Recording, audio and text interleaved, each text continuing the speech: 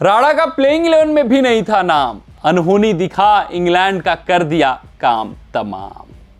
हर्षित राणा, इन्होंने वक्त बदला, इन्होंने हालात बदले, इन्होंने इंग्लैंड का जज्बात बदला, तकदीर बदली, भारतीय टीम की तस्वीर बदली और पूरी तरीके से इस श्रृंखला को अब भारतीय टीम के नाम कर दी। हां, अगर हम बात करें चौथे टी20 मुकाबले की तो यहां पर हर्षित राणा भारतीय टीम के जीत के हीरो रहे। हर्षित राणा यह खिलाड़ी भारतीय टीम के प्लेइंग 11 में नहीं था शामिल, यह खिलाड़ी शुरुआती 11 में भारतीय टीम का हिस्सा नहीं था। हां यार, आपने बिल्कुल ठीक सुना। अगर आप जब टॉस पड़ा होगा भारतीय टीम की प्लेइंग 11 देखे होंगे तो वहां हर्षित राणा का नाम नहीं देखे होंगे, लेकिन एकाएक जब भारतीय टीम की गेंदबाजी आती है, हर्षित राणा गेंदबाजी करने आते हैं तो आप स्तब्ध हो गए होंगे, आप हैरान हो गए होंगे, आप परेशान हो गए होंगे कि ये खिलाड़ी जो प्लेइंग 11 में नहीं था आखिरकार गेंदबाजी करने कैसे आ गया। यही सूरत हाल इंग्लैंड का भी हुआ होगा जो वो हर्षित राणा को गेंदबाजी करते हुए देखे होंगे, लेकिन वो कुछ कर भी नहीं सकते थे क्योंकि आईसीसी का नियम ये कहता है कि आप कंकशन सब्स्टिट्यूट के तौर पे किसी भी खिलाड़ी का नाम ऐलान कर सकते हो और इसी आईसीसी नियम का फायदा भारतीय टीम ने उठाया, गौतम गंभीर ने उठाया। अगर हम बात करें भारतीय टीम के पहले पारी की 20वें ओवर की, वहां शिवम दुबे को एक गेंद ओवरटर्न की हेलमेट पर लग जाती है। हालांकि शिवम दुबे उसके बाद वहां पर एक दो गेंदें और खेलते हैं, टिके रहते हैं, बल्लेबाजी भी करते हैं, लेकिन जो ही पारी समाप्त होती है कंकशन सब्स्टिट्यूट का ऐलान कर दिया जाता है। यह बताया जाता है कि कंकशन हो चुका है शिवम दुबे को, खेलने के हालात में नहीं है, वो फील्डिंग करने के हालात में नहीं है। आईसीसी का यह नियम कहता है कि जो रोल वो खिलाड़ी निभाने वाला है उस रोल के लिए आप उस रोल वाले खिलाड़ी को ऐलान कर सकते हैं। यानी कि अगर शिवम दुबे गेंदबाजी करने वाले हैं दूसरी पारी में, आपके गेंदबाज के तौर पे हैं तो आप गेंदबाज का ऐलान कर सकते हो। वहीं अगर एक बल्लेबाज कंकशन सब्स्टिट्यूट हुआ होता तो सिर्फ और सिर्फ आप एक बल्लेबाज का ऐलान कर सकते थे कंकशन सब्स्टिट्यूट के तौर पे। तो यहां पर जबरदस्त फायदा हुआ भारतीय टीम को।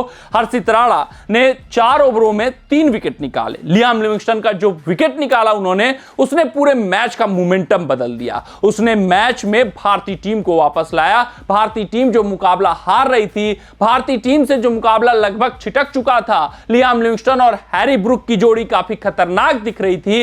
लियाम लिविंगस्टन का विकेट निकालते हैं, भारतीय टीम की जोरदार वापसी कराते हैं। सिर्फ यही नहीं, उसके बाद वो जो 4 ओवर हर्षित राणा के आते हैं वो इंपैक्टफुल ओवर होते हैं।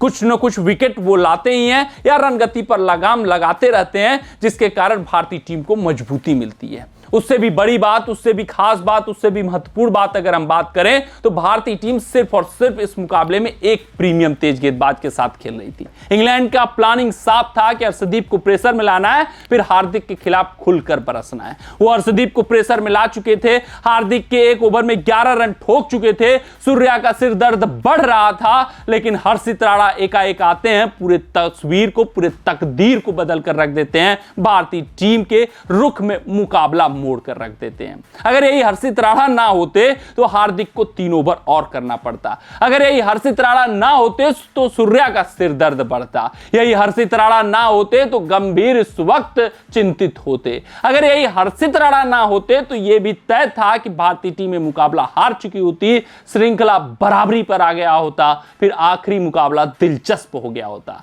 लेकिन होनी को कौन टाल सकता है। हर्षित राणा आते हैं, 4 ओवरों में कहर बरपाती हुई गेंदें फेंकते हैं, एक ऐतिहासिक डेब्यू कर डालते हैं। 4 ओवरों में 33 रन खर्च करके 3 महत्वपूर्ण सफलताएं दिलाकर भारतीय टीम को यह मुकाबला और यह श्रृंखला जिता देते हैं। इस श्रृंखला जीत के साथ भारतीय टीम अपनी सरजमी पर 17वीं लगातार श्रृंखला जीती है और इस मुकाबले में हर्षित राणा जो कि बतौर कंकशन सब्स्टिट्यूट अपना पदार्पण करते हैं, वो बेहतरीन गेंदबाजी कर डालते हैं। एक तरीके से आप ये कह सकते हैं कि इंग्लैंड टीम को बहुत तेज झटका लगा होगा, वो सिर्फ और सिर्फ अपने आप को ठगा हुआ महसूस कर रहे होंगे। कमेंट सेक्शन में कमेंट करके बताइएगा कि आपको क्या लगता है, इस तरीके का जो नियम है वो सही है, वाजिब है या नहीं है। मिलते हैं आपसे अगले रिपोर्ट में, तब तक आप अपना ध्यान दें, सुरक्षित रहें, स्वस्थ रहें, मस्त रहें। जय हिंद, जय भारत।